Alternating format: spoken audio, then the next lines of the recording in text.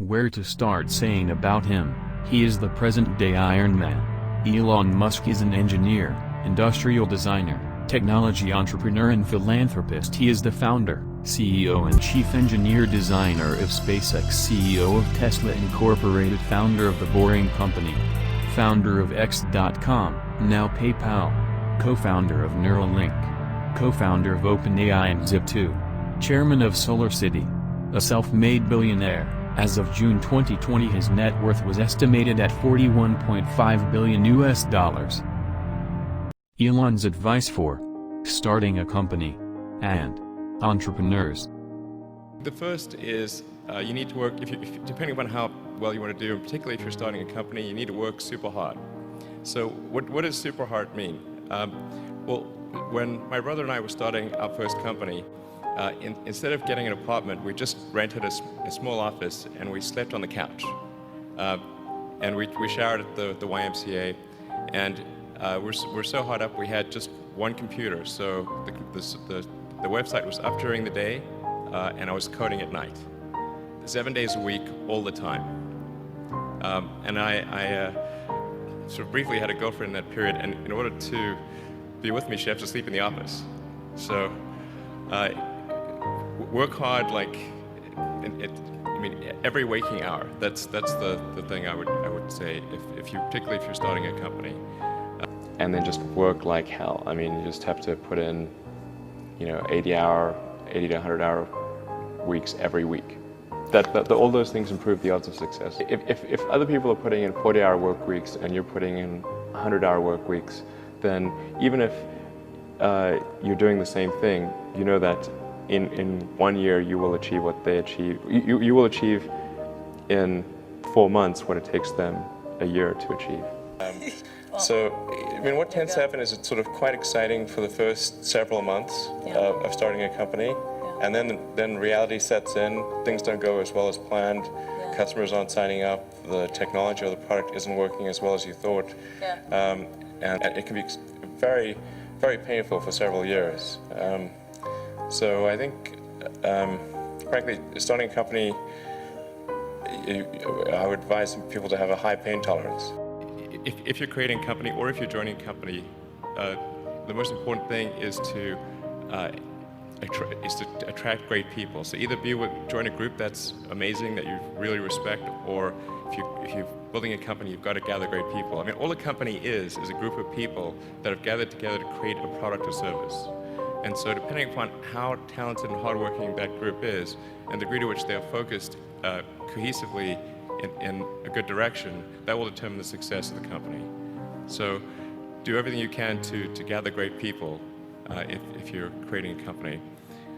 Definitely advise people who are starting a company to expect a long period of quite high difficulty. But as long as people stay super focused on creating the absolute best product or service that really delights their end customer, if they stay focused on that, then if you get it such that your customers want you to succeed, then you probably will. Make sure if your customers love you, your odds of success are dramatically higher. Then I'd say focus on signal over noise. A lot of companies get confused. They spend money on things that don't actually make the product better. So, for example, at Tesla, we've never spent any money on advertising. We put all of the money into R&D and manufacturing and design to try to make the car as good as possible. I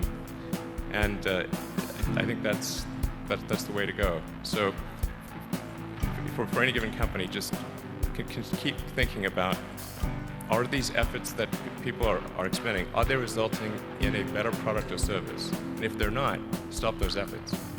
I think certainly being focused on something that you're confident will have high value to someone else, and just being really rigorous in making that assessment, because people tend to, a natural human tendency is wishful thinking. So a challenge for entrepreneurs is to say, well, what's the difference between really believing in your ideals and sticking to them versus pursuing some unrealistic dream that doesn't actually have merit. The final thing I would encourage you to do is, now is the time to take risk. You don't have, you don't have kids, but as you get older, your obligations increase. So and once you have a family, you start taking risk not just for yourself, but for your family as well. It gets much harder to do things that might not work out. So now is the time to do that before you have those obligations. So I would encourage you to take risks now. Do something bold. You won't regret it. Attitude of Elon Musk. Inspiring, and there need to be reasons to get up in the morning. You know, life can't just be about solving problems. Otherwise, what's the point? There's got to be things that people find inspiring and make life worth living. The odds of me coming into the rocket business, not knowing anything about rockets, not having ever built anything, I mean, I would have to be insane if I thought the odds were in my favor. Why even begin?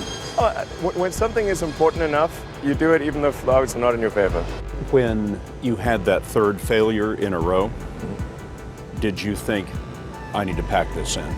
Never. Why not? I don't ever give up.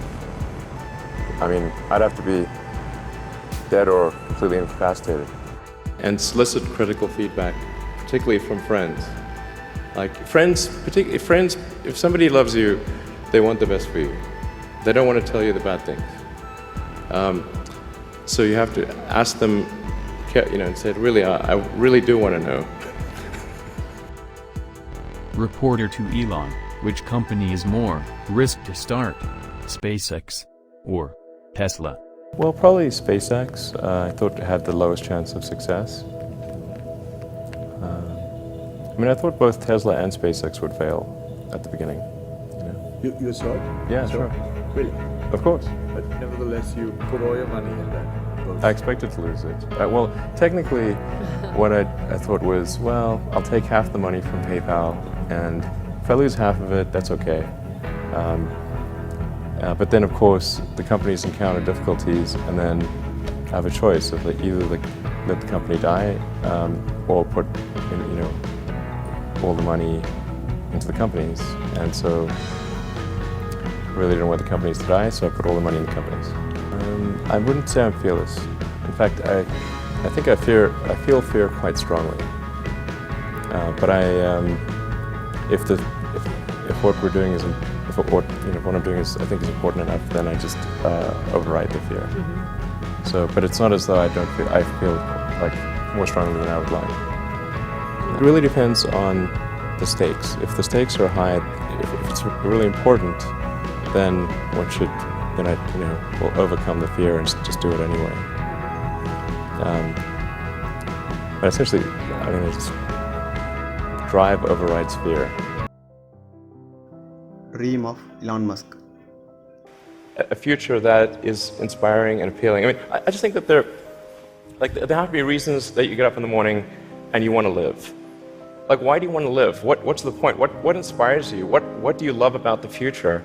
And if we're not out there, if the future does not include being out there among the stars and being a multi-planet species, I find that it's incredibly depressing if that's not the future that we're going to have. But being space-faring civilization is definitely not inevitable. If you look at the progress in space, in 1969 we were able to send somebody to the moon. 1969. Then we had the space shuttle. The space shuttle could only take people to low Earth orbit. Then the space shuttle retired, and the United States could take no one to orbit. So that's the trend. The trend is like down to nothing.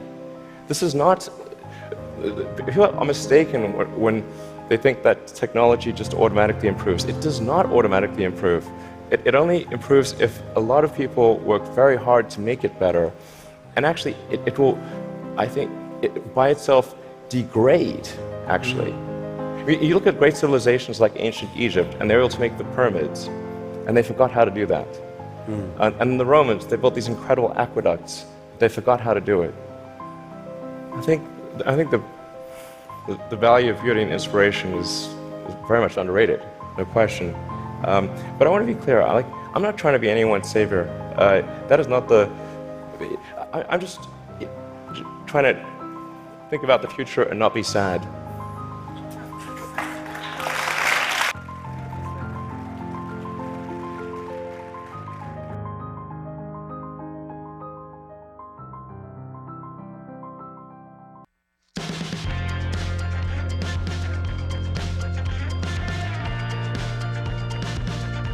Failure is an option here. If things are not failing, you are not innovating. Don't confuse schooling with education. I didn't go to Harvard, but the people that work for me did. Your will is the most accurate way to predict a failure.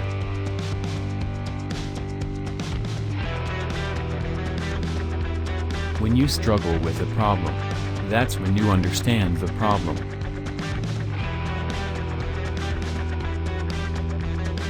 You should take you are wrong. Your goal is to be less wrong.